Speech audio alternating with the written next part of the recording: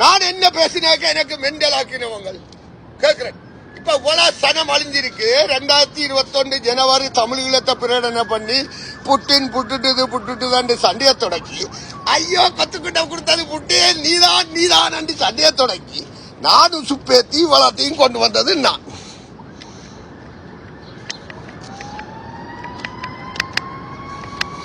இப்ப நான் சொன்ன உண்மைகளுக்கு இப்ப நடக்கல என்று சொல்ல வாரீங்களா?